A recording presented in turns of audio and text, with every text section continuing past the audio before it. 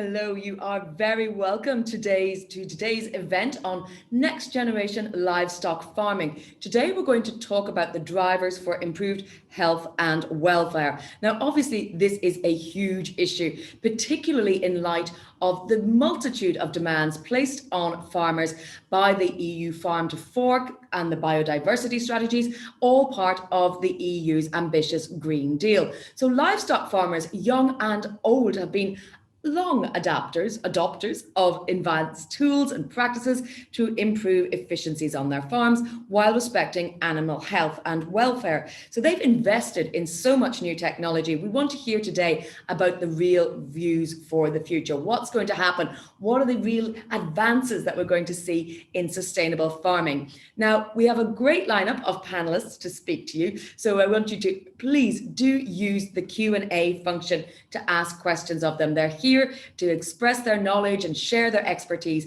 So really do use that. You can also tweet or share online or go on your preferred social media channel and use the hashtag NextGenLivestock so we can all bring in more people, more colleagues, and the wider community to this discussion.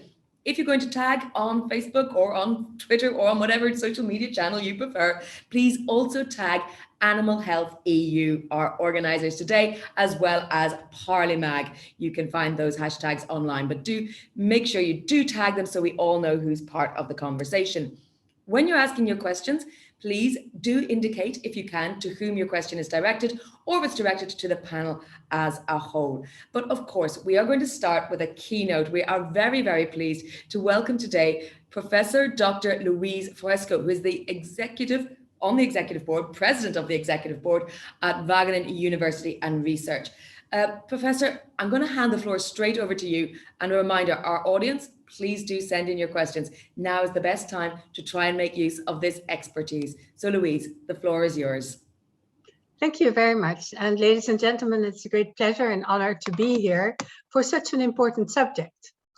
And if there's one subject that keeps me awake occasionally at night is, who are the next generation farmers? Who are these young farmers of whom we know there are only actually quite a few in the EU and in Europe in general? Who are they and where are they going to be and what is their future? Because never before the challenges have been so great and life has perhaps never before been so complicated with so many demands and also so many opportunities. So I will argue today that this is a very exciting time to be a young farmer. Exciting in a way that's different from what it was for their ancestors, for their fathers and grandfathers and so on. This is a new time. First of all, if we look at farmers today, young farmers, many of them, most of them actually, have inherited their farms because that's how you get a farm. It's very difficult to have the capital when you're young to start an entirely new farm. However, one of the options for the future may be perhaps different types of ownership or different ways of creating cooperatives, of having partners, or maybe having large farms with more than one owner who are not necessarily related. I think new types of ownership are necessary because we need to make scale. We need to have the scale to produce adequately. Yes, you can be a small farmer on a small piece of land, and I'll come to that, but the majority of farmers do need to have the productivity to have a decent income and to invest. But today's farming comes in a time of uncertainty. It's an uncertainty, first of all, in social terms. Society expects a lot of things of farmers. In fact, sometimes I think the agriculture sector is being asked to solve everything. But it's obvious that there are demands to produce food sustainably, safely, without problems for the climate, respecting biodiversity, and also to make sure that we have healthy food. And as you know, the prejudice against farmers, in terms of animal welfare or in terms of productivity, destroying the environment, are very, very high. And we must help young farmers to overcome that. It's terrible to be in a branch, in a sector where people feel that inherently you can't do the right thing. So restoring pride in farming, especially for livestock farmers, is going to be really a challenge. And let me say at the beginning that whatever happens, we do need food production to increase. Many people, especially in Europe, feel we can do with less food, we can do with fewer farmers, we can do with smaller farms and more back to local. Yes, that is an option. And it's an option for some people, and it's a niche option. But for the world as a whole, for the 1 billion people at least that will still join us in the next few decades, we need more food. And above all, we need more protein-based food. Now, as you also know, there is a big discussion about the transition towards more plant proteins, but animal proteins will remain certainly important. They're important because they're also associated with other types of nutrients, such as iron, for example. The question is only what will be the balance within the animal protein batch? Will it be more towards dairy and towards eggs, or will it be more towards meat? What kind of meat? And how will that be balanced within the total protein consumption of Europeans and of the world? Because I cannot emphasize enough that we are not yet at the level where we can adequately feed protein to everybody in this world. So higher yields, more food, sustainably produced food is definitely, absolutely, that is something that is necessary. But of course, there is more. We are moving towards a world where fossil fuels are going to become less important. They won't be phased out immediately, but what we will see happening is an increasing importance of biological materials, fresh fuels in a way, not necessarily because biofuels are going to be the solution, but because a lot of the petrochemicals that come today from the fossil fuel industry will have to be produced by agriculture. So agriculture in many ways is the sector of the future. It is even more so the sector of the future because agriculture in the wide sense, including forestry, is really the largest manager of land on the surface of the earth. So that means that really we need to find ways of meeting the demands that we have for livestock, including, of course, the important factor of feed. Where will it be grown? Who will grow it? How will it be shipped? Should it come from far away, or can it be more integrated at a local level? All those questions have to do with spatial planning. And so perhaps for young farmers, the new important ministry is not the Ministry of Agriculture, but the Ministry of Spatial Planning and Landscape and Environment and so on. It is a discussion which is sometimes summarized as sharing and sparing. Sharing in the sense of having different functions on a farm or in an area, both biodiversity, landscape, and farming, or separating the farming completely from the other landscape elements.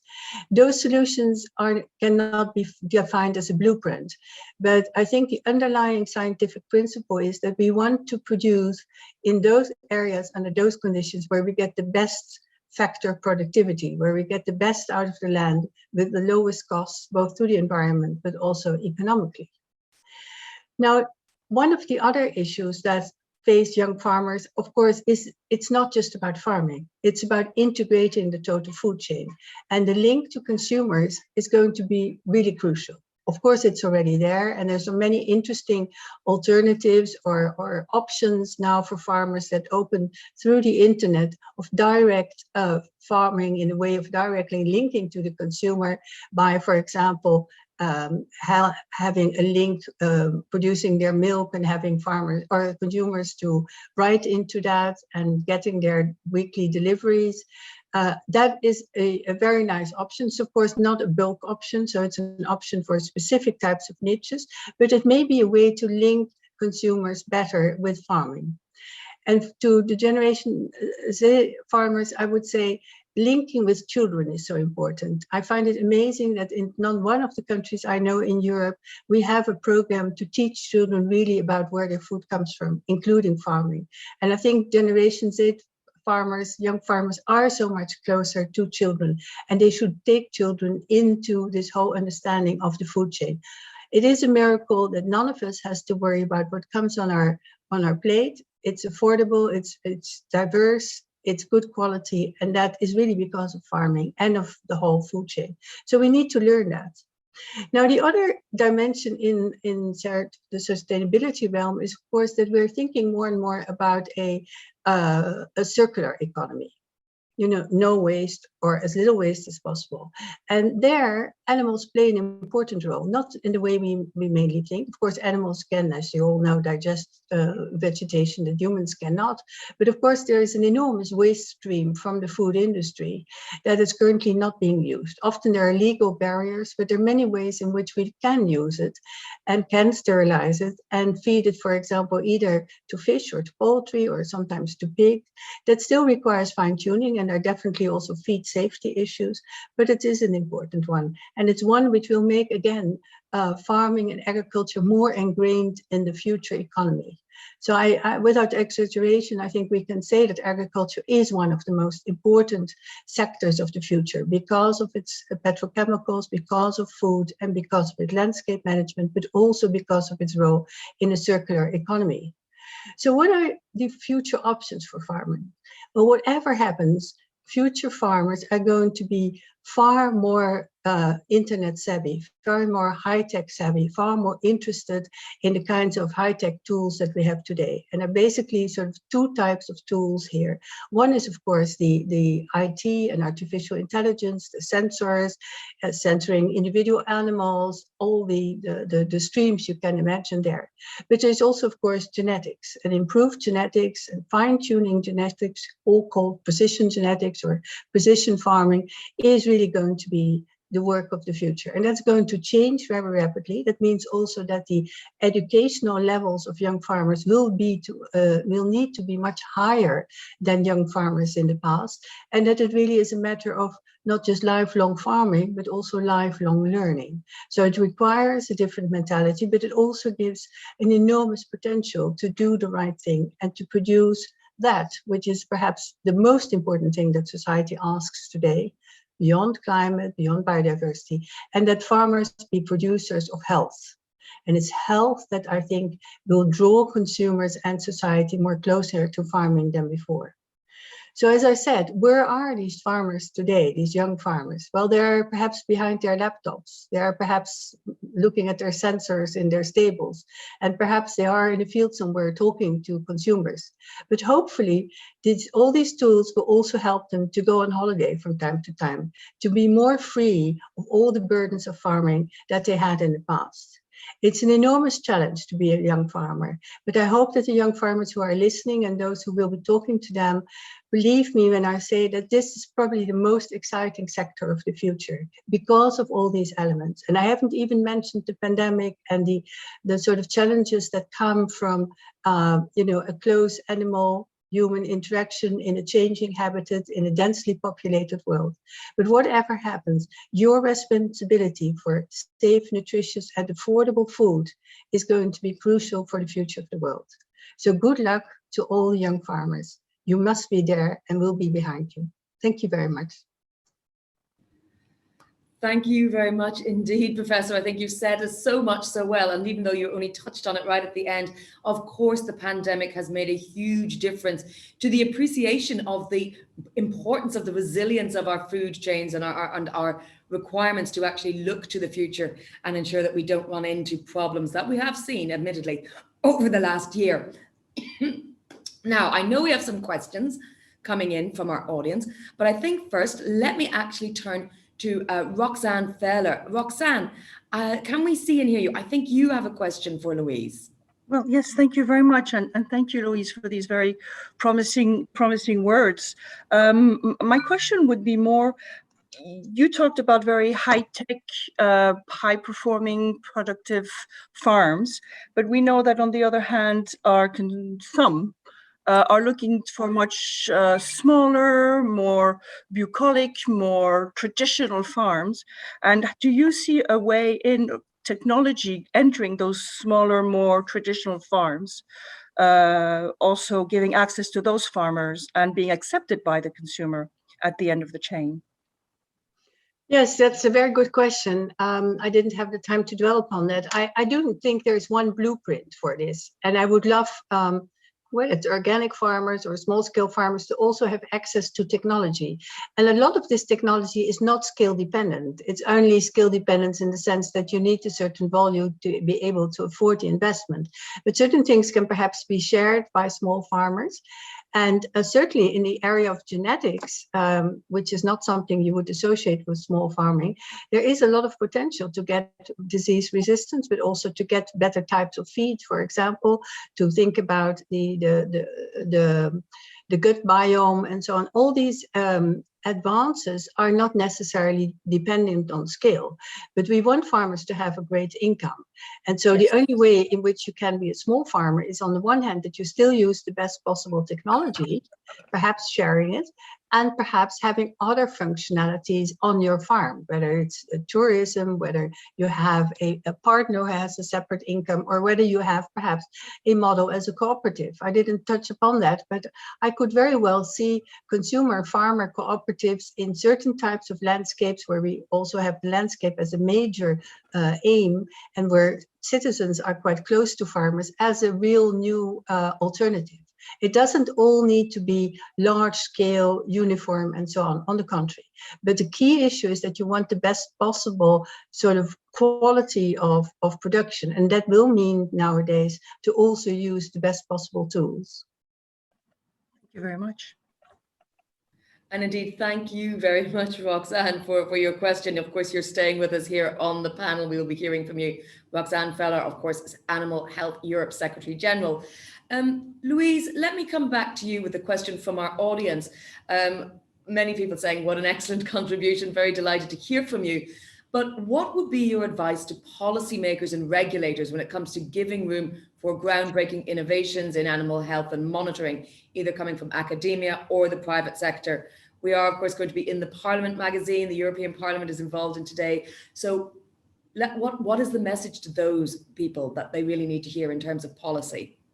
Yeah, that's absolutely a great question. Well, first of all, I think policy should not hinder scientific advancement and the application of knowledge, which is currently, of course, the case to some extent with CRISPR-Cas and the sort of precision gene editing that we have, where the European Court has pronounced itself in such a way that it looks as if we're making GMOs. And that, of course, really puts Europe at a disadvantage. So that's one thing. But there are more applications where you want room to do things. And I think we are in a situation where policymakers are hesitant to take risks on certain innovations.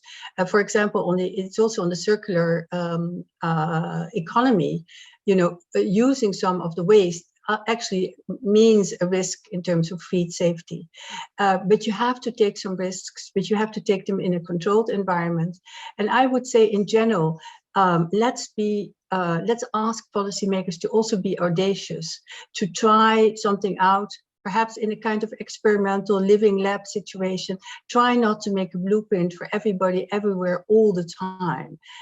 Farmers are creative people and they need room to experiment. They need room to find out the best possible ways of doing things.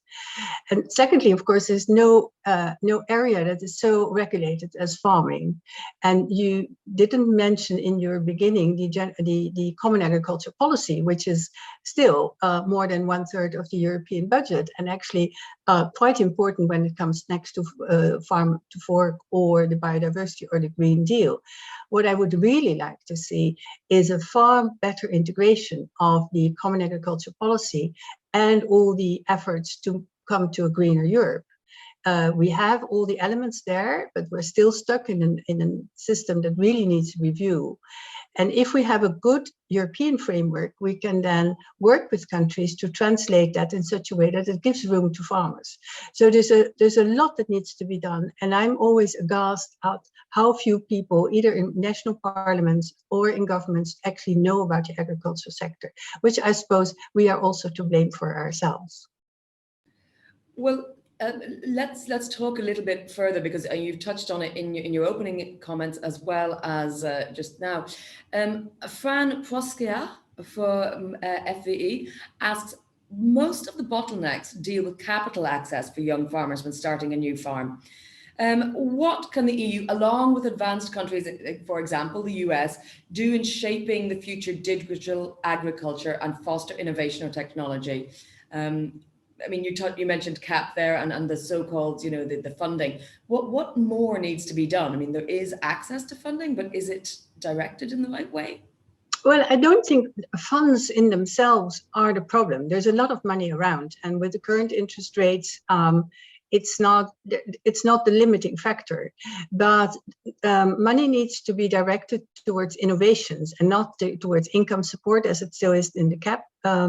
And it also needs to be directed to finding new solutions that we don't have yet. So kind of risk approach, whether in startup companies, would be really useful. And I think lots of money goes currently into artificial intelligence and startup, but not many of them are linked to food and the food sector. It's much easier to earn a lot of money in the IT sector than it is in the food sector.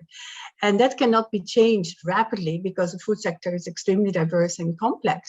But I would really launch, if I were in your situation, a kind of initiative to talk to tech investors and say, look, this is an area that's going to be there. Everybody will always need food. So invest for the long term instead of the quick bucks that you get in the RT. And governments could support that by, for example, matching some of the private sector risk venture capital. You've chimed there with a couple of our attendees. Someone said, nice talk, but let's not forget the farmers need a better price for their products. I think tapping in very much to just your comments. What, however, someone else asks, are your views on the target set by the farm to fork strategy? You mean the percentage of organic in particular? Well, let's deal with that. It's not clear from the question, but the targets in general, but yes. Well, let me make one step back and talk about price, because price in all this is important. And one of the reasons why organic is attractive to some farmers is because of the higher price. It is very difficult for a government in our current systems to really directly influence price. So people who say biodiversity should be incorporated in the price or our food is too cheap, forget that we are in a globalized system where if the food is not produced in some place, it will be produced in another place. And it's not easy to regulate markets there. And if you try to do this as a government, we've also seen disastrous results. So what you really want is to make sure that we go to sustainable practices all along. Now, in the proposals by Mr. Timmermans and others, there is a strong emphasis on organic. And I always regretted the kind of dichotomy between organic and conventional or conventional modern farming, as if they're two worlds apart. Yes, they're two worlds apart right now in the minds of some consumers, but in terms of the intentions, they're not that different because we all want to have sustainable production. And so I'm very much in favor of taking the best elements from everywhere, trying to do with as little in terms of chemicals as possible, trying to really nurture the health of the soil, trying to also have plants that are resilient, and make sure that in general, whether it's manure for the organic side or fertilizer, that we reduce the amount of external inputs that we use.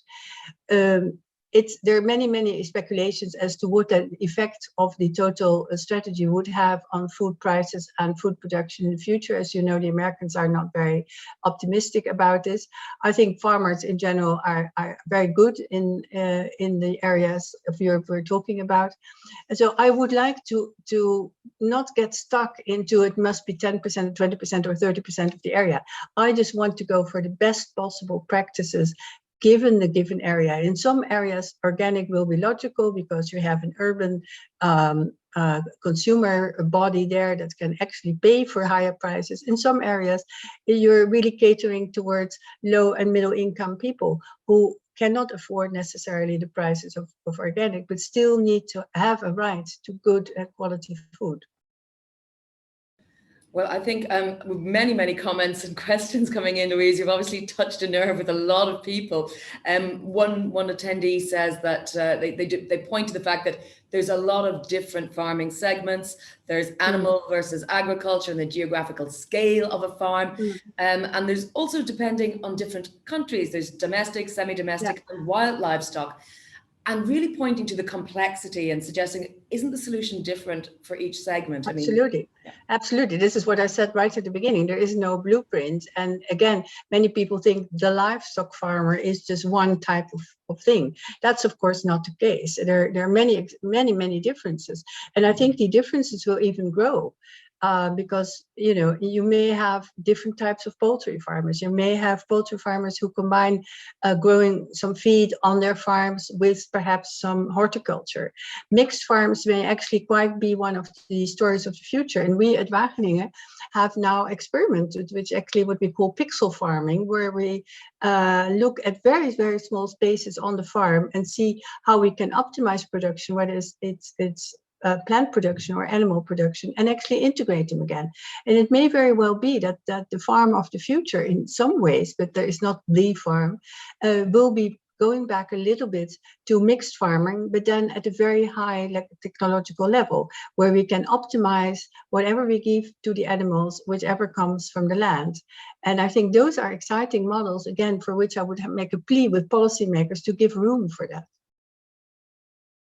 Well, I've just a couple of specific questions asking you, what is your view on the current use of antibiotics in animal feed? This is obviously an issue that comes up again and again when we have these discussions. How can farmers make a switch if they've got minimal government support? Yes, I think the antimicrobial resistance, which is the way it shows up with humans, of course, is the key issue of the future. And some people have been pointing out that this is actually a far bigger problem than the whole pandemic or the corona pandemic. In the Netherlands, we have the experience that you can actually bring back antibiotics considerably, very rapidly, with the right type of monitoring. It all hinges on prevention rather than curative approaches. So if you want to have a preventive approach, you do need to have the kinds of sensors and the kind of monitoring of individual animals, and also optimize the size of the herd or the size of the stables or wherever you keep your animals. So again, this is a matter of tailor-making and perhaps also experimenting with the optimal number of animals. And we will always need some ways to protect animals. I mean, just like humans need to be protected from disease. But to do that in such a way that you have an overall holistic preventive strategy, rather than just grabbing the antibiotics whenever you think you might want to do that, I think is also a matter of education. So we can certainly go down there quite rapidly. I'm just reading the messages coming in saying greetings to you, Louise, and Fresco agreeing, and so many people considering your intervention really, really beneficial. I will go with one very quick final specific question. We're asking, how do you consider insects as a new feed additive or protein ingredient in livestock, ruminant and non-ruminant, and how do you consider the legislation responding to it? Don't get me started on this one. I think I'm probably one of the few people who ever helped to write a recipe book for insects. So we do a lot of work on that as well, and I've been doing that. I think that the most promising way to look at insects is to look at them as a source of feed for animals or for fish, for example, not so much as a major contribution in terms of protein for humans. We do need to be careful because there's a lot we don't know, and it's also not true that insects, for example, do not emit greenhouse gases. There's a food and feed safety issue there to be considered, but there definitely is some potential, especially if you could then have the insects grow on waste streams or side streams from farms or from the food industry. So I wouldn't exclude that, just as I wouldn't exclude the other interesting part here, which is, of course, lower organisms in the aquatic food chain. So I think in the area of animal protein, we haven't at all reached the end of potential. And I would really say that this is also a very optimistic message that I hope I will leave with you for young, energetic, curious people who want to go into this area, farming for health, with different options. I think there is a tremendous future. Well, thank you very much. I know you couldn't get to all those questions and cover so much in just half an hour, but we really do appreciate it. Fascinating insights and really setting the stage for our panel. I hope, Louise, you're going to stay with us. Maybe you will even have questions for the panelists yourself, because we are fortunate today to have joining us some great speakers. So with that, I'm going to introduce you. We have Alexander Bernhuber, who is from the European Parliament, an MEP, of course, but also bringing his own expertise as a young farmer. Kerli Atz is another young farmer and CEO of the Estonian Farmers Federation. Tommy Heffernan is a veterinary consultant and educator from Ireland. And you saw earlier we had Roxanne Feller, Animal Health Europe Secretary General, and Roxanne is joining us on this panel. So I'm just going to allow you with a sort of very broad opening question now to set out your stall, give us your take, and maybe even react to some of the things Louise has said. But precision technologies and policies, what are the drivers for improved health and welfare? That's our overarching question today. So please give me a couple of minutes just to tell me where you stand on that. Perhaps I could begin, Alexander, with you.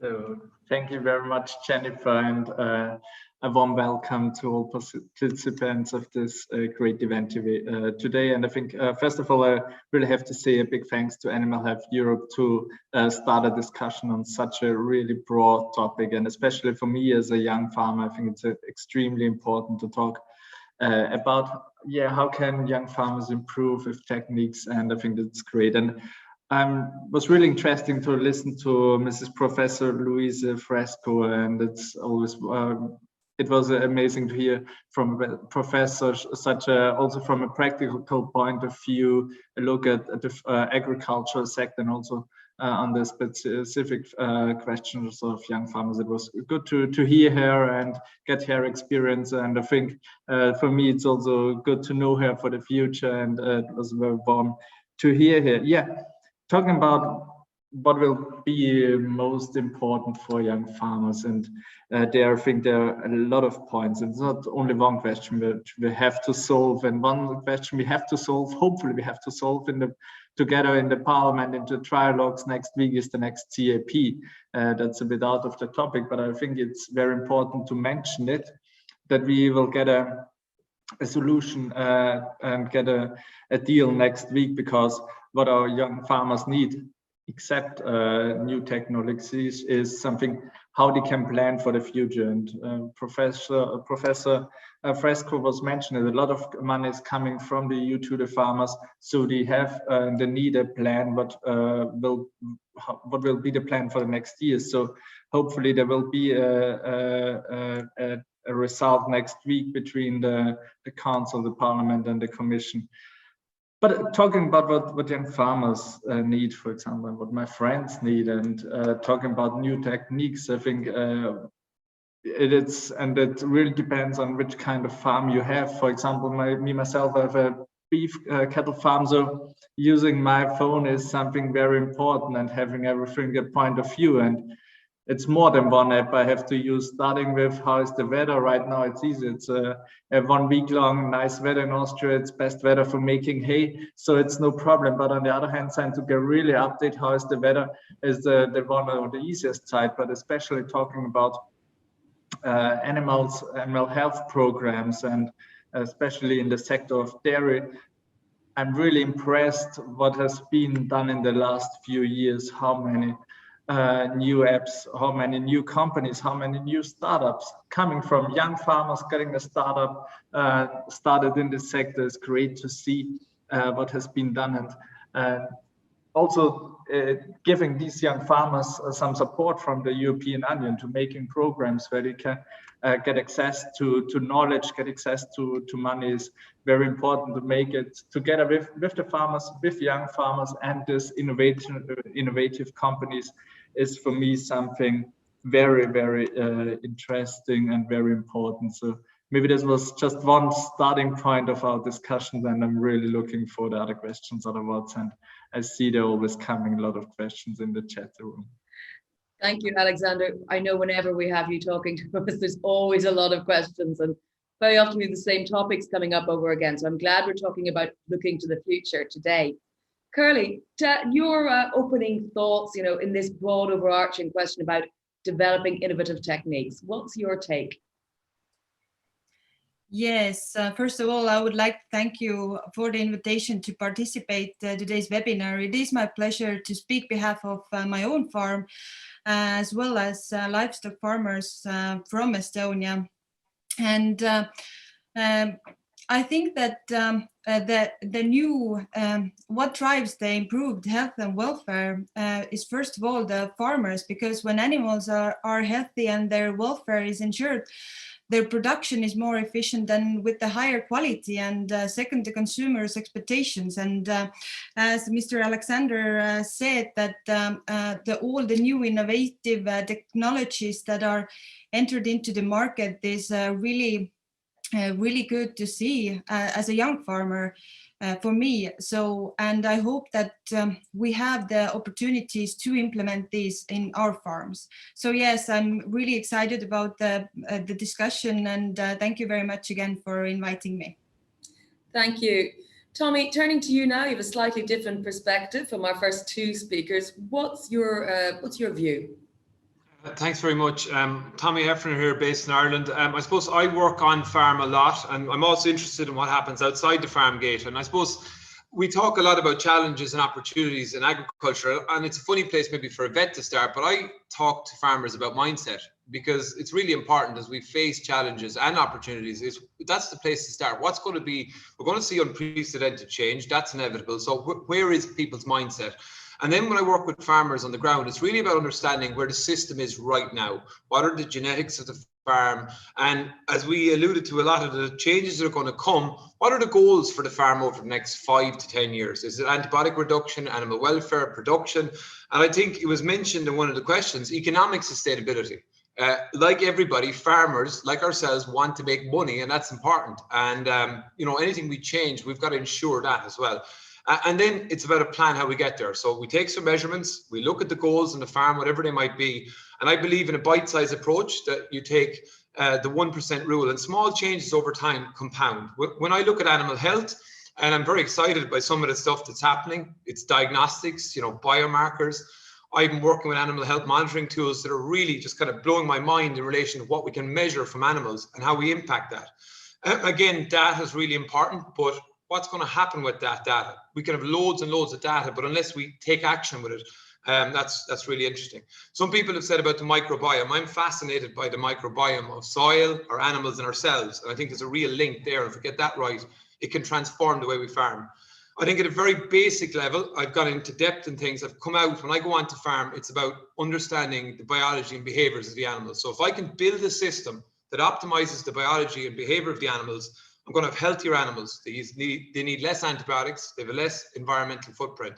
And that's simple things like space and hygiene, and then nutrition and feeding. And I suppose finally, it's about management then, because this is all lovely and sounds nice unless you take action with it and review it over time. So I suppose that's kind of the role I play at farm level. Thanks for that, Tommy. I suppose Louise's comments about pixel farming must have chimed with you then when you're talking about doing small changes over time. Yeah. Roxanne, thank you very much for being part of this today, for organizing, for putting the gears in motion. Tell me why it's so important that we're talking about this today. Well, because maybe because you say today, and we talk about the future for Animal Health Europe, the future is now. We talk about future, but we have two young farmers as speakers today. Some are learning to be farmers, and we're already there in terms of new technological advances. And my hope, and then what I want to achieve in 3 minutes, is to make you see the industry, what we call the animal health industry, for what it is also today, and not what it has been only. It's incredible. I started my job here about 6 years ago, and I think the main things we were talking about was prevention through vaccines, cure through parasiticides or through antibiotics. And that was more or less it. I hope my members won't hold a grudge if I say this, but over the past 5 years, just so quickly, the whole industry has evolved into even more listening and understanding the future needs of the farmers, of the vets, and also of the pets. I won't go into pets today, but of course we have.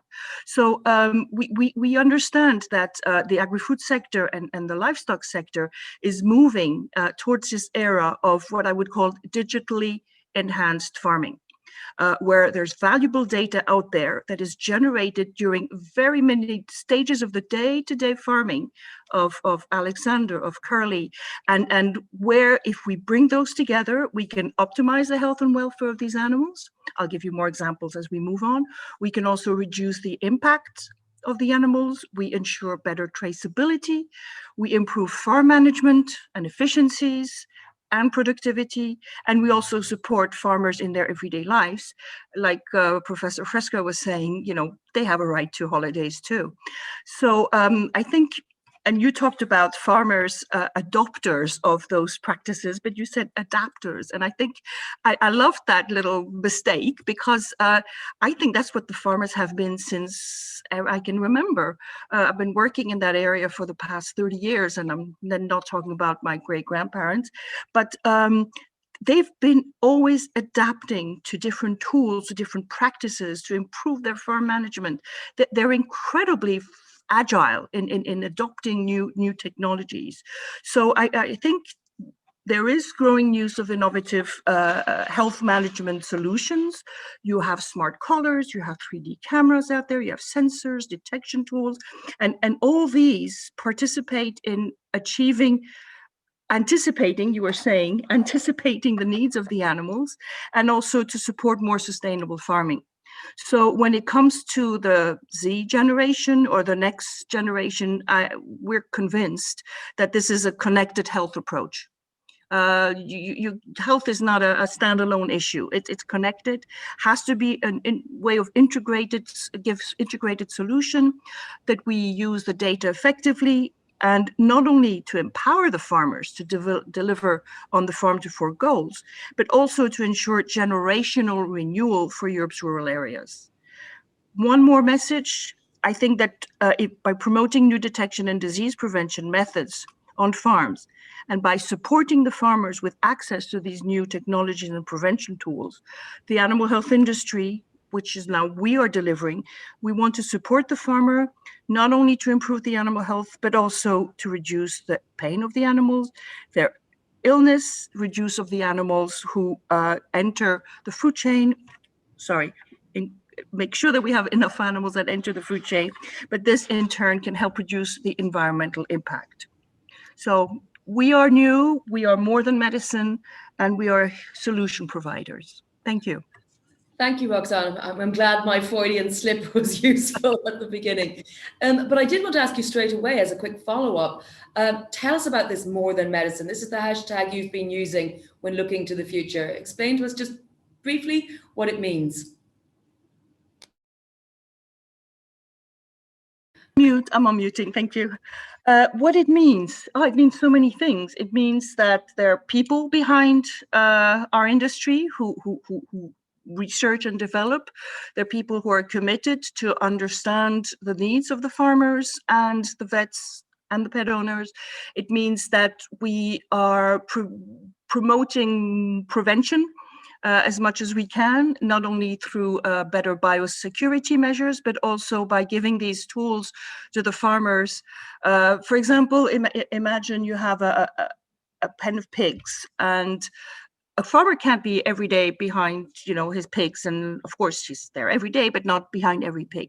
Thanks to a very simple microphone system in the ceiling with a recording mechanism and an alert on the phone of the farmer, he can hear that a pig is coughing, a single pig, take that pig away from the group and treat that pig with the support of the vet alone. So that first of all reduces the amount of medicine you would give that pig.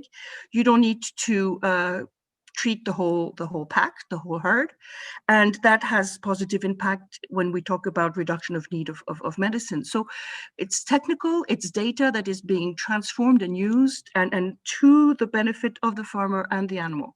And that's what we mean by more than medicine, because this is not about medicine. This is about a microphone and the farmer. You gain more or less 2 weeks, in fact, of in normal times, you would only realize that the pig was sick 2 weeks later. So that's a huge amount of time in terms of treatment. Tommy, let me ask you straight away. These are fascinating tools that Roxanne is mentioning. Is this something that you've been seeing, or I presume you're pleased to hear that this kind of new data is going to enhance your job life? Yeah, I very much have had first-hand experience in the last 8 months. I set up a project called Vision Farming, which is 2 dairy farms that were incredibly underperforming with numerous challenges, which is a great place to be. And because we had to get better. And our cows all have indwelling boluses to measure temperature, rumination, water intakes, activity. And the information that's giving us around cow behavior, picking up health problems, nutritional problems, has just been phenomenal. We're using AI technology on farm to look at fecal egg counts in our feces. We're using diagnostic tools to make decisions about what diseases are prevalent. So I've seen those tools, and it's about an economic return from them, because we can't just play around with them on the farm. It's a working farm. They've got to return. And I think it's back to one thing I have learned is that we have been had a tsunami of data. And it's fantastic to have it, but unless we utilize that data into actions over time, that's the key bit for me. And that's why I'm actually interested in behavior change, and I talk about mindsets, because I see that on farm being absolutely key. Well, you've led very nicely into my question for our resident MEP here today. Alexander, there is a lot of this data going. What are the rules? I mean, and what are the policies and legislation around it that either need to change in your view or that need strengthened? How do we look at this from a point of view of making it easier for farmers while still keeping certain rules in place to make sure that consumers feel safe and comfortable? I think talking about data is a very, very sensitive topic, and everybody knows it. And I think we have to take it from 2 sides, and it's about talking about data coming from farmers and provided and somewhere driving around in the internet. And I think especially with these new technologies, farmers provide a lot of data, and often they don't know how many data they provide and how many data are available. So first of all, I think I want to begin with maybe the negative side of what can happen with too much data. For example, giving just one practical example, having an app and everything about my dairy stable is provided on a cloud. Everybody can know, or data are collected, how much milk I give my cattle, how much protein, and then the result is, or how healthy are they, how many diseases they have. Everything is stored in a cloud. And then maybe there's a leak giving these data to my bank. And then I'm going to them, ask them, okay, I want to buy a new tractor, want to buy a new stable, and they come to me and say, no, we have taken a look to your data. You are not working in a good way. Then you don't get the money. This is one thing. Who has access to the data? Data have to be very safe, and these are, for me, quite often very sensitive data. So who gets access to these data, what will be provided with these data, is for me something very, very important, and has to be always taken into account. Who is the owner of the data? And this has to be, for me, the farmer. And on the other hand side, we get a lot of data, and this can help us a lot. If we talk about all these targets and coming from the Green Deal, coming from the farm to fork strategy, with these data, and more than in the side of animal livestock, also in kind of crop science, with all these data, we can get such more faster steps forward, for example, in breeding, in taking into account ruminant systems, in feeding systems. So using this data in a good way, in a knowledge way, for science. So in this way, I think we can improve a lot, save money on the farms with this. Otherwise, yeah, you had to make some tests, some very expensive tests. So, but in this way, getting the data for like free from the farmers and have a much bigger database. Yeah, this is something that we have to need, that we have to work on. So you see, it's a very, can go to this side, can go to this side. And I'm not sure what will be the really right side. And I think I said it in between. the most important thing for me is that the farmer has to be the owner of all these starters, and if he is, it's okay for him if he provides the local breeding community. I don't know the right word exactly, but provide his starters. He's offering his starters for example, for companies or for institutions. Then it's okay. But if starters are used without knowing them and bringing a negative impact for the farmer, then we really have to be careful. But basically, if we use them in a safe way, it can really help improving animal welfare, improving also comfort on the farm. And I think this is one of the main targets we can get with them. Well, thank you. As you know, Alexander, if you get me started talking about data, we could go on all day because there is so much to say about it. And of course, there is a push from the EU side to maybe make more open data available to researchers to drive this kind of broad sectoral improvement that I think you're talking about and want to see. But of course, there is our competition areas to be considered and personal data issues to be considered as well. So it is a balance. Curly, haven't heard from you for a while, I'm sorry, but I do know that there's an awful lot for you to comment and reflect on at this point. So let me ask you, you've heard from all the other speakers regarding these possibilities, this use of data, these innovative new things that we are really happy to hear. Do you feel as a young farmer yourself that there's anything that hinders your uptake, or that you see amongst your colleagues that hinders the uptake of new technologies, be they digital or just new methodologies?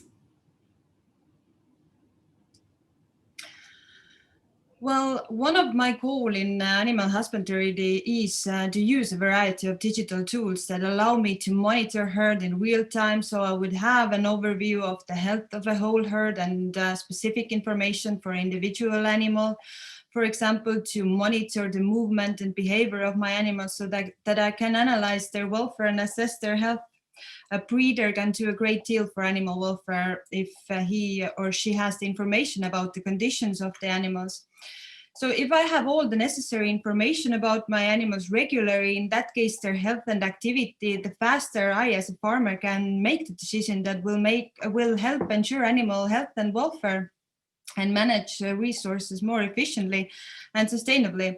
And I'm glad that the new innovative solutions have entered the market to help monitor animal welfare regularly, such as the drones, activity monitor, 3D cameras, thermal imagers, or etc. Although I have studied the various new technologies that would help me make better management decisions and ensure higher animal welfare standards for my animals, unfortunately, I have not had the opportunity to implement these solutions in my production.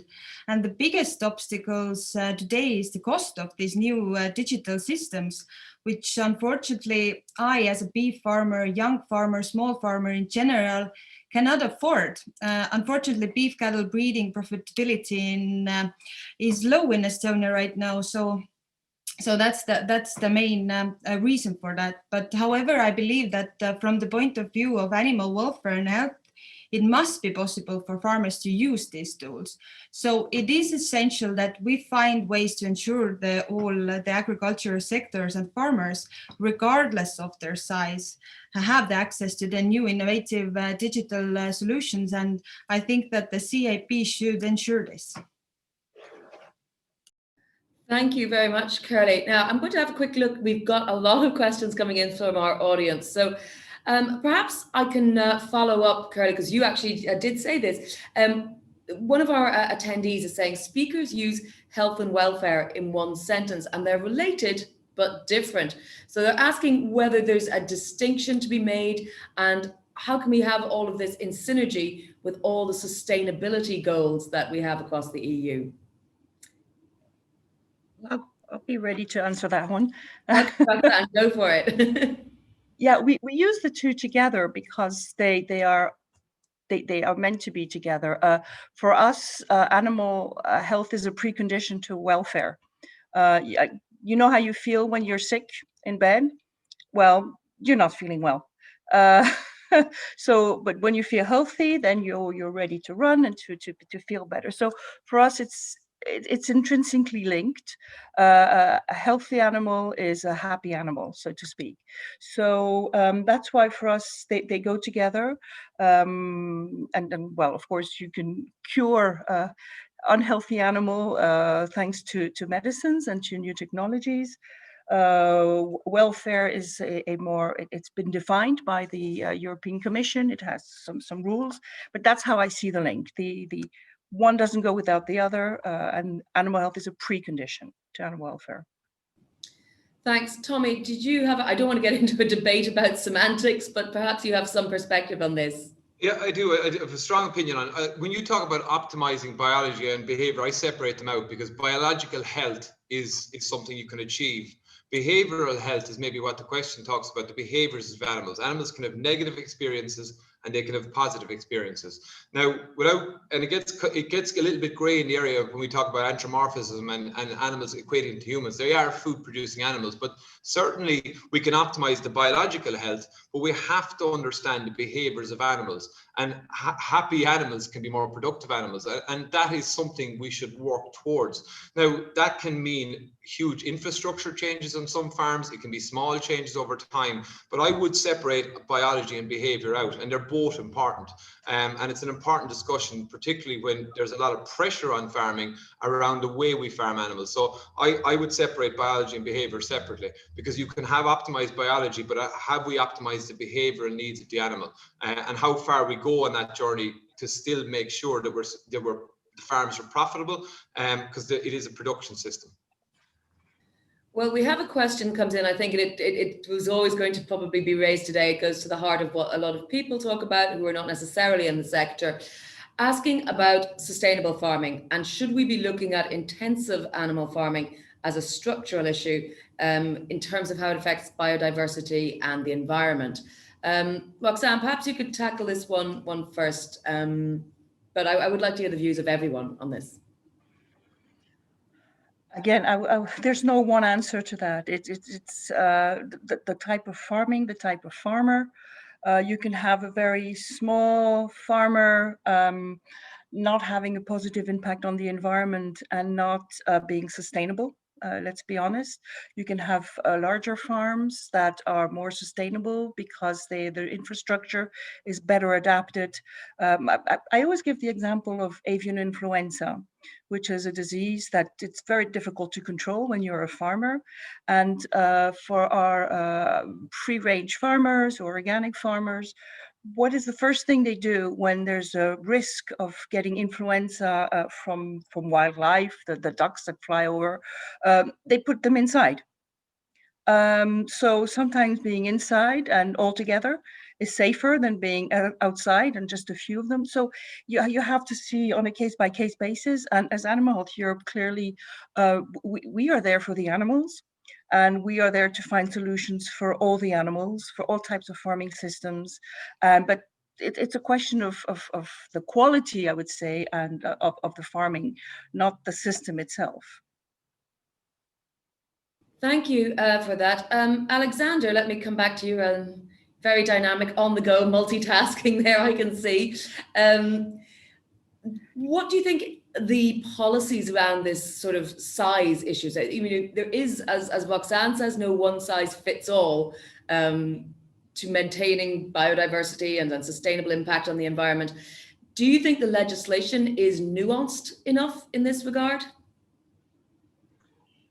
I think, first of all, Roxanne has said really the right thing. There is not one fits all approach. But on the other hand side, we also have to take a bit care what the consumers wish.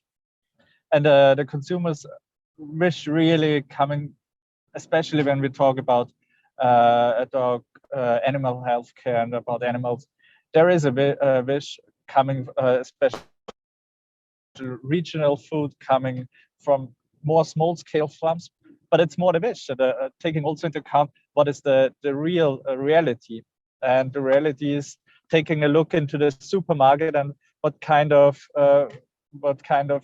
food consumers are buying. And usually this is not the high price farm food. It's not always organic food. So consumers always take a look at the price and what is the price of the food. And then there's a really balance we have to find, and it's not that something we can shift from one day to the next day. So it's more a step-to-step approach. But I think consumers more and more take a look at where the products are coming from, and especially talking about meat. They are always taking more look and not consuming even more meat. They are taking more look where it is coming from. Is it coming from a regional farm, or is it coming from a farmer next to me? I even know them, and there are also some ideas. Really, you can part a share of this animal and get this. So taking also these developments into account is for me very important. And for me, coming back to a bit to your question, how the legislation has to change, it's like giving all these parts a chance.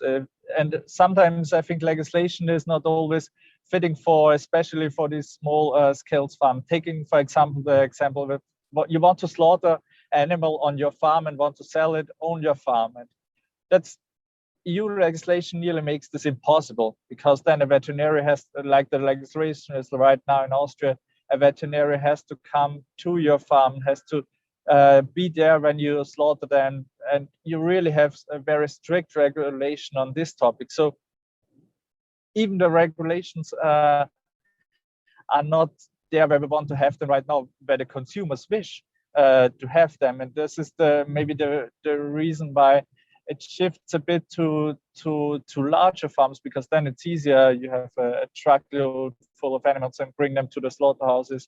Even easier than to slaughter one animal on your farm, because of a lot of things are made out of legislation. So I think what I wish is a legislation for everything, but that's not the easiest thing. Make it possible for small scale farms, and this is a huge source of income for farmers.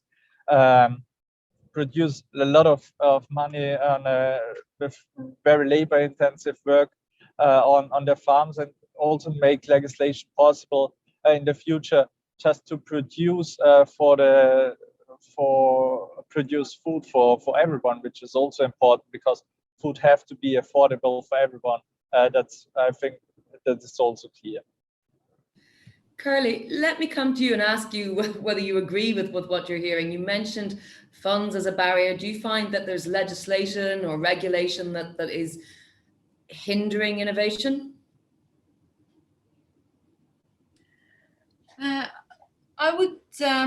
I can't say that there is a legislation that is hindering specific or is hindering the innovation, but I think that we can do much more to put the innovation in the heart of animal health and welfare in this particular case.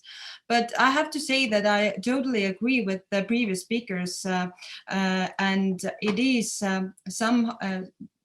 somehow difficult to understand how the farm size is managed with the regulation part. So I think we need to emphasize the diversity what we have. For example, in Estonia, we have a lot of small farms.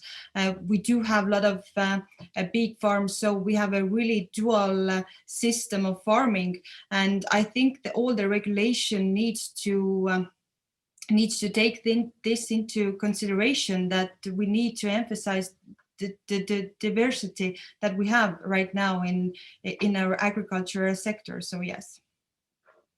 Thank you. Roxanne, could I get your thoughts on this as well, please? Yeah, thank you, Jennifer. What I'd like to do first, if I may, is maybe react, and I didn't want to do it before he was back on the screen with Alexander. Please tell me you're not driving, Alexander, because sometimes I saw both your hands up. So okay, good. Alexander, just to come back to the data protection. I mean, this is something extremely important for Animal Health Europe, and you might know that there's a code for data sharing and of good conduct for the agricultural data that was signed by Kopo Kojeka and 11 of us, including Animal Health Europe. So we're in total respect of that. And maybe now I appeal to your political side, to maybe have an action we can do together. Last February, the Commission published its data strategy, and amongst different things, they created and they want to develop a data strategy for agriculture, a data strategy for health, and we as Animal Health Europe, we're calling for a data strategy for animal health. So maybe this is something, because it's so different. I'm a little bit concerned that maybe the agricultural side might not take into consideration enough our animal health, and the human health won't forget us too. So maybe this is just a suggestion that popped to mind when you talked about the data strategy, because this is something we have very much at heart as Animal Health Europe. I don't know if that answers the question that you were asking the others, but yes, diversity. There's enough room for everyone. That's my conclusion. There's enough room for everyone. I don't. Thank you, Roxanne. Tommy, let me turn to you. I have a question coming in from an audience member saying, how do the speakers see increased diversification? For example, an effort to produce less meat with higher welfare alongside increased production of legumes. How do you feel that that's panning out? I mean, from your experience in Ireland? Yeah, it's a great question. So this is very complex, because if you come back to changes, a lot of it on farm has to be look at economic sustainability. So we has seen a massive shift towards dairy production, which has been positive, and there's been some negative reactions to it. But essentially it was done because farmers, when they're dairy farming, it's profitable for them. And I think that's something to remember, that like every one of us gets up in the morning, economic sustainability is really important. Now, you have to marry that with the sustainability piece around our environmental challenges and our long-term projections based on EU Farm to Fork and other strategies. So I think there's absolutely, I love that idea of the difference that every space in the farm can produce food, and diversification in everything, in plant, soil, animals, people, is a good thing. How we do it, whether it's funded or it's actually comes up from the ground and is sustainable and it's profitable, I don't know, but I would be very much in favor of businesses and agri-businesses that, and I don't think it's initially to do with scale, that have diversity there, but it on a practical level, if I'm a farmer, it has to make economic sense to me, and whether I'm paid to do it or I can make money from it, and that's a reality we have to be aware of. I mean, Louise mentioned this in her opening comments. She said that people seem to think that farms can solve every problem. Farmers are, it's almost like an altruistic vocational calling, and people do forget that it's a livelihood as well as a necessity for society. Coming out of the pandemic, again, I don't want to get drawn too much into this being the thread that runs through every debate we have to have nowadays, but do you think there's been a shift in public perception? And I want to bring in a question that has come in for an attendee saying that there seems to be a shift towards more consumer-based agriculture, including land usage and livestock farming.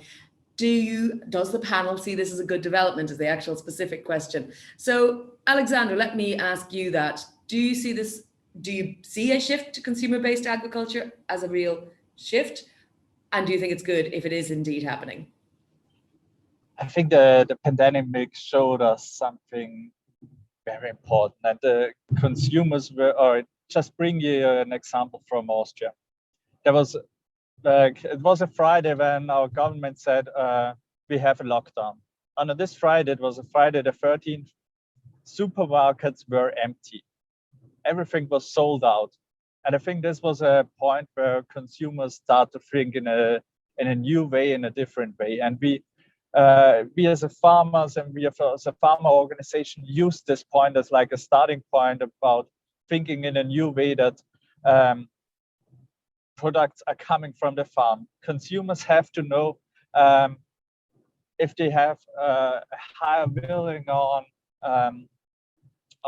targets or want more biodiversity, then it has an effect on the production. And production has to be regional, has to be coming from as next as it is, has been as it is possible. And this is, for me, I think this was a really starting point. Bring the next more regional farm products has raised up. and farmers used the time to establish new products coming from their farms, and consumers had the time, and they, you know, half of the meals have been consumed out of their houses, in restaurants, in canteens, or somewhere else, and then they had to start to cook their own, and then they had started looking where the products are coming from, how animals has been kept. So taking more, I know the figures from my home country, they have bought more organic products, have been bought more regional products, and have been buying more healthy products because they had time.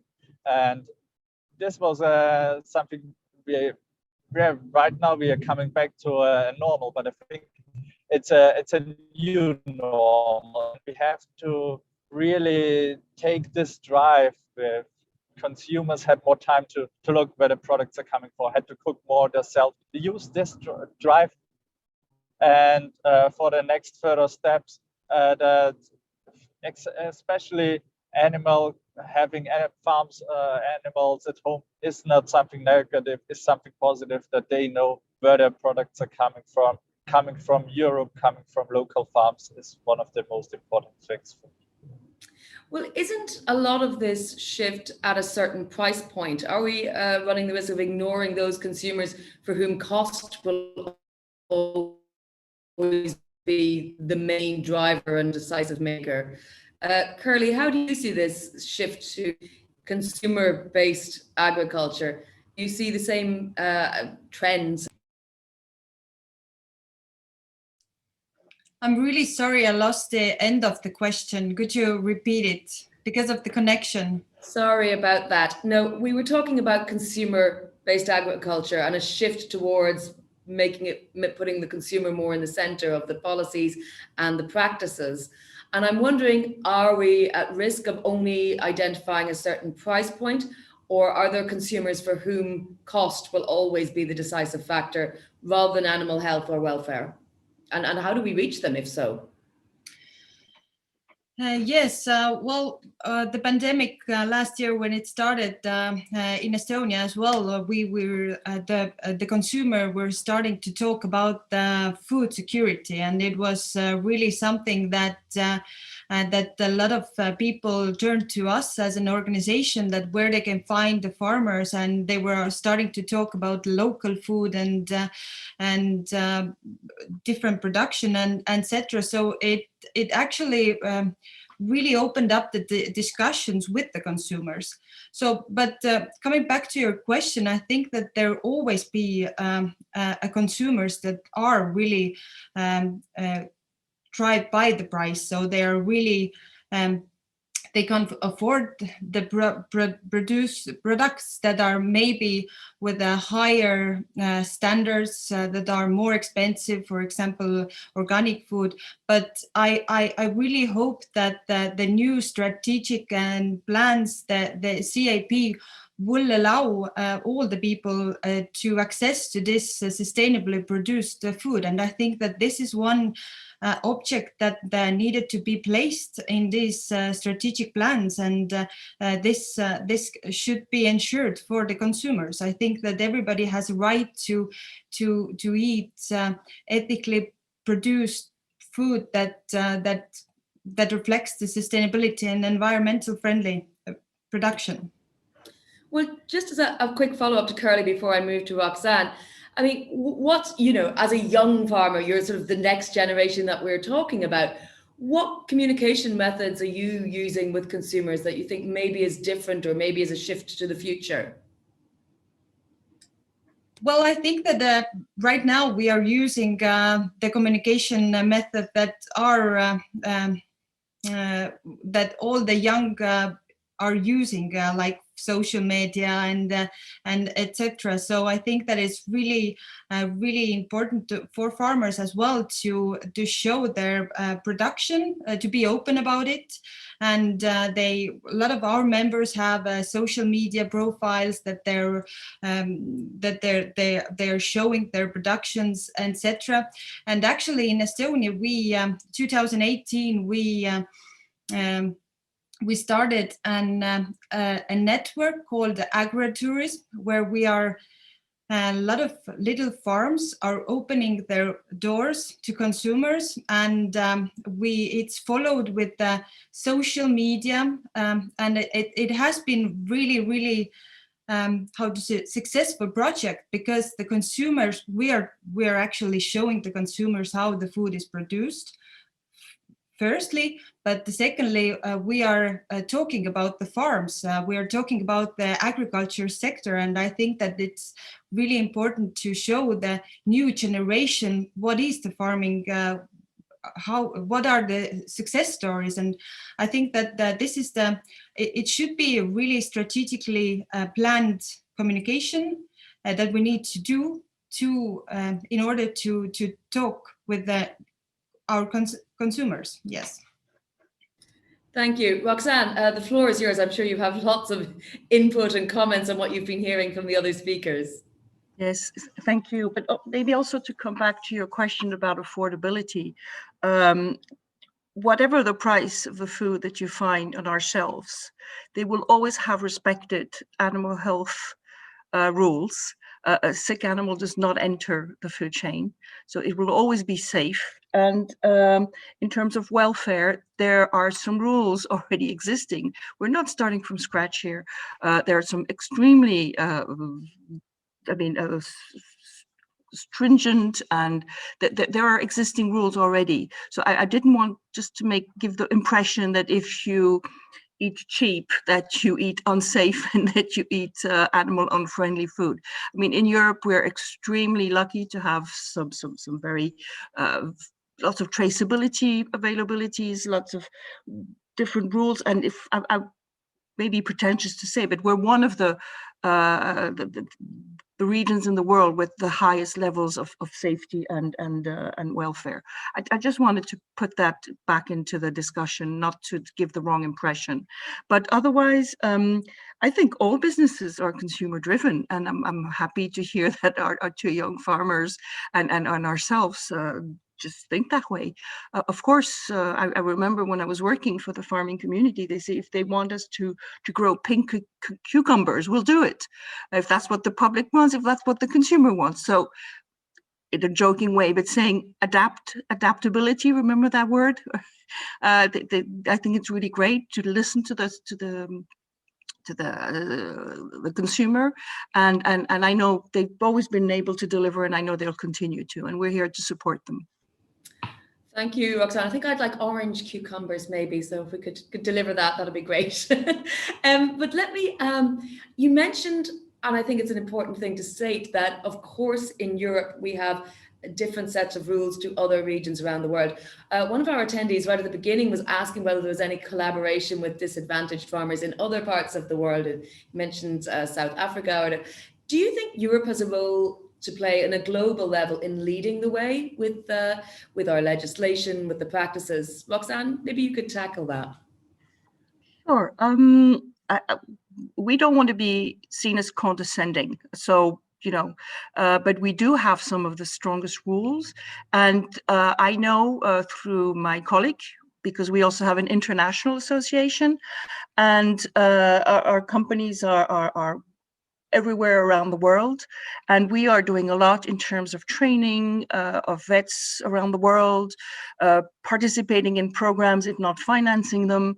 So yes, I think with our know-how in general, if it's more European, why not? It may come from other parts of the world, but it is part of our more than medicine. This is maybe one thing I forgot, is the service and the training orientation of the business that we also do, to be seen again as a solution provider. So yes, we go and collaborate with different regions, and we do that with lots of energy, but that's more through our international association. Well, thank you. Just to answer that attendee's question, that's good to have a comment.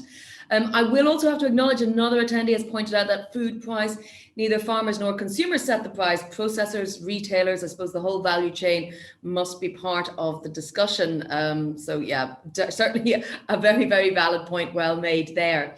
I have another question. I think, Tommy, it's probably directed at you, but asking, how are infectious diseases monitored in livestock? Are there any new novel diagnostic devices introduced? And how are farmers informed of these devices in the market? That's a great question. So there's loads of diagnostic tools. So we've had, so if you look at dairy farming, which I do a lot of work in, we can use milk to measure viral antibody levels. We can use PCR testing on milk. We can use nasal swabs, and unfortunately we all know about them. Blood tests. What's really exciting is probably rapid animal side tests, which allow us to make decisions there and then. And there's been really some interesting work, and I've seen them across, not just in Ireland, across the world, really impact decision making, because it's quick, because by the time you put in the post, go to the lab. So I think that's really exciting. I think the accuracy with which the screening tests have been developed are really good. How do people learn about these things? I think from my experience here in Ireland, it's through our education bodies. Farmers talking to each other is really important, and social media. I mean, that has connected everybody. And a lot of farmers now will reference, when I go on to farm, things they've seen on social media. So there's a number of ways to do that. It's how do we, and it was mentioned, in developed countries, how do we bring that knowledge to places where it can have a real impact? Because we're sort of fine-tuning our farming, whereas it could really make leaps in other areas. So I think we have a range of diagnostics. The beauty is they're getting cheaper, faster, and easier to use. Curly, let me turn to you and in your experience. I mean, Tommy's talking about what he sees in Ireland and a little bit further afield, but what is it like in Estonia in terms of these new diagnosis devices or these new technologies? Well, in Estonia, we have sectors that are more digitally advanced. I can say that we have a lot of precision farming digital tools used in crop sectors, and as Tommy said, in our dairy production is really innovative, and using all the tools that he mentioned as well, and it actually has enabled the farmers to be more sustainable in these sectors. But we do have, however, agricultural sectors where, for example, beef, cattle, sheep production, where there is a lot of room to innovative new solutions to implement to help to improve the animal health and well-being. So I think that the situation is really different in different agriculture sectors, and I think that we have a lot of room for improvements. Yes. Interesting to hear that from Estonia, because of course Estonia is very much seen as a big digital leader in all areas, in all sectors across the EU, pioneering things like digital IDs and so on. I have one question. I think I'll put it to Alexander before I come around to everyone for your last kind of quick wrap-ups. But this question is, what are the ideas of the panel members to confront climate change, for example, drought, in respect to next generation livestock farming? It's a huge question, Alex. I'm going to ask you to try and answer it briefly, because we're running towards the end of our time. I think the right answer for MEP is making an impact assessment on something like that. The Commission has to make an impact assessment on that. Might be one answer. Giving you my personal ideas on that, and I think livestock farming is something we will need for the future. And giving you one example about my home country, Austria, and even there are some organizations who say we don't need any kind of livestock farming anymore. But then we have some high alpine areas in Austria where are meadows, where are grassland. And if this grassland is not grassed from cows, from sheep, for example, there's an extremely high risk of avalanches of snow coming down to the valleys, for example. Just giving you a completely different idea.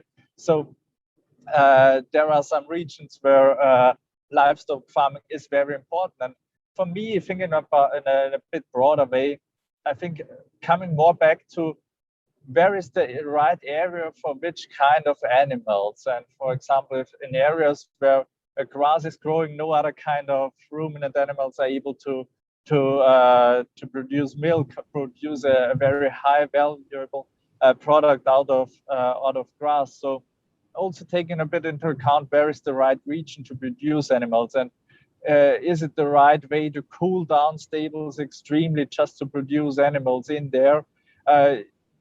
Produce it on the right place, and then is one of the ideas. But also keep into mind, and this is where we have to find the balance. For me, I think also keep a bit of production in their own member states. Keep it in the European Union. So I don't want to say maybe one kind of animal we don't want to produce anymore in Europe. So keep a certain amount of production in this country. But on the other hand side, take the producing where it is on the most effective, and then it's also more easier to explain it to the consumers. And then it's also coming back to the health topic, and producing in a region where the maybe be a bit more natural for the animals is also more healthy for the animals, and brings reduction of antibiotics and so on. So this is just one short thought of mine. Thank you, Alexander. A bit of a longer wrap up than I anticipated. Trust an Austrian to bring avalanches into the question. But thank you for those remarks. Tommy, can I get your closing thoughts as well? I know it's a tough ask to wrap up in just a minute or so. Yeah, it's been a great discussion. I think I've very defined. I think, you know, our biggest challenge, we've been consumed by a global pandemic, but the existential crisis is our environment, our own biome, our planet, and it's about value for me, essentially. So, I mean, it starts back at soil, you know, it starts back at soil health, the food we produce. I think this would be a key message for me, particularly for young farmers. The opportunities that lay ahead as opposed to the solutions they can provide are massive. I think we value the animals that we produce, to produce the food. We've got to value the farmers and make it exciting, but understand farming is difficult. And I think people have said it, we've got to value the products we produce. Are we producing commodities, or are we producing human health food? And I think metabolic health in humans, we've both obesity crisis and people can't put food on their plate. So I think we've huge work to do there. And I think people who don't recognize we're going to have to change over the next 10 years are going to really struggle. And it's going to be very complex. And I think we've got to help farmers. We've got to do the education. We've got to use every tool we can to help people. And diagnostic tools and innovation will help. And I think producers who move forward and innovate should be rewarded. And I suppose I've been interested in this, but I think we've got to value leadership. Social media was briefly mentioned. Social media is great, but it's also democratized opinion and made leadership difficult. And farmers are exceptionally sometimes challenged because of the perceptions of what they do. So populism is very easy, leadership is hard. So my message to young farmers is that, value leadership and not be afraid to show us the way, because it's the primary producers on the ground that more than likely will show us the way forward. Thanks, Tommy. Curly, your wrap-up thoughts? Yes, well, first of all, I would like to say that that we need to keep in mind that the European Union has one higher standards in animal welfare, and the food that we produce here is safe for all the European citizens. I would also like to say that the Common Agricultural Policy will give us, as a farmers, the direction in which European Union agriculture and rural life will move in the coming years. So today, the strategic plans are being actively prepared at the member states level. The CAP budget is undeniably important in achieving the various goals for the future. Digitalization through innovation will certainly help to ensure that food systems are transformed into the more sustainable ones. And I would also like to say that the European farmers and breeders want to be part of the transformation process to sustainable food system, but they need to be supported for this.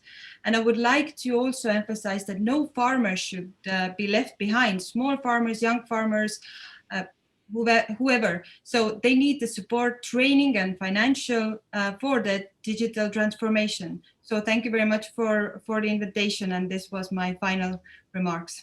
Thanks, Curly. Roxanne, any brief words for you before I hand over to your president, Hans? Yes, of course. I'll be very quick. I think 3 things for Animal Health Europe. We are here to support all farmers, like Curly said, to adapt to new challenges. We are here also to promote connected health, what we call connected health, and also to support digitally enhanced farming. We are here as a solution provider. Thank you. And indeed the provider of today's event. So thank you for that as well. And now I'm going to give the final word. We'll go to the president of Animal Health Europe, Hans Dietrich. Sir, the floor is yours. Give us your thoughts on what you've heard. Thank you. Actually, it was not very common for me just to listen and not to speak, but I really enjoyed this great discussion. It was really vivid and really with a sound argument. So I really liked that. So with that, many thanks to all the speakers today, of course to you, our moderator, and to all the virtual participants out there sending questions in for our panel and our keynote speaker. My special thanks also, of course, to the Parliament magazine for all the work behind the scenes with the logistics. And I'm really looking forward to an interesting report on that meeting. It is really great to see that young farmers, as well as vets, are talking about their practices and how they best use the tools and services that we as industry develop. And it's great also to get a very open and frank feedback on further needs and further desires. So with that, actually, I have just been appointed president of Animal Health Europe by yesterday. And I'm really very honored in taking up the leadership of the association at this pivotal moment for our industry. Yeah, it is my real pleasure to announce also that Animal Health Europe is today launching a new microsite, highlighting some of our latest advances in animal healthcare and outlining their benefits for farmers as they strive to deliver on Farm and Fork and other Green Deal objectives. This microsite is all about connected animal health. That is how we can ensure more holistic care for our animals, for people, and last but not least also for our planet. We have, as an industry, a wealth of innovative services and technologies, either recently revealed or soon to come. And I'm really looking forward to people such as you out there being able to use these tools in order to improve animal health and animal health welfare and support your continuous efforts. So with that, thank you very much again, and back to you as our moderator.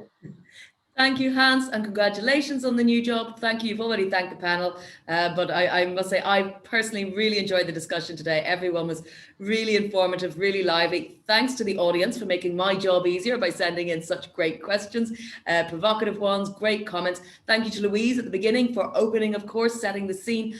So with that, I'm sure this conversation is not over. Let's continue it online through all the social media channels available, and use that hashtag NextGenLivestock, and do go check out the new microsite and have a great day.